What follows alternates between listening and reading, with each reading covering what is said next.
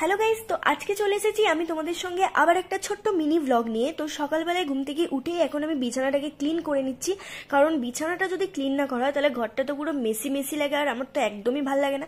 তাই সকালবেলায় উঠেই সবার প্রথমে কাজ হচ্ছে আমার ঘরটাকে পুরোপুরি ক্লিন করে নেওয়া। তো তার ফলে মনটাও ভালো লাগে আর খুব ফ্রেশ ফ্রেশ লাগে। তো দেখতেই পাচ্ছ ঘর এখন চাকাচাক করে দিয়েছি, দেখতে অসাধারণ লাগছে। তো এরপরে এখন আমি বেরিয়ে পড়েছি রেডি হয়ে, আমি আর আমার শাশুড়ি মা মিলে একটা জায়গাটা খুব স্পেশাল, চলো আমরা একটুখানি যাই ওখানে, তারপরে গিয়ে তোমাদেরকে দেখাবো।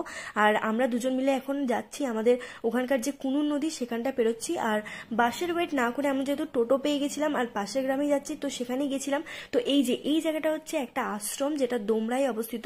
যারা এই লোকালে থাকো তারা আশা করি চিনবে, এখানে নতুন একটা আশ্রম হয়েছে আর যেখানে প্রচুর কালেকশন আছে গাছের, মানে এত কালেকশন জাস্ট ভাবা যাবে না। এখানে ঠাকুর আছে যেহেতু একটা আশ্রম।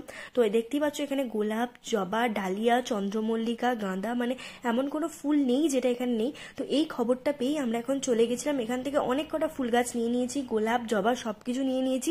তো তোমরা যদি ডেফিনেটলি কেউ ফুল ভালোবাসো তাহলে এটা অবশ্যই ভিজিট করতে পারো। প্রাইস মোটামুটি ঠিকঠাকই আছে, আর ফুলগুলো দেখতে পাচ্ছ পুরো অসাধারণ, দেখলে তো পুরো তাক লেগে যাবে। আমার বাড়ির একটা ছোট্ট বাগান, যেখানে আমি ফুল গাছগুলো সব টবের মধ্যে লাগিয়ে দিয়েছি। কখনো তোমাদের সঙ্গে পুরো বাগানটা আমি শেয়ার অবশ্যই করবো, একটু সাজিয়ে গুছিয়ে নিই তারপরে।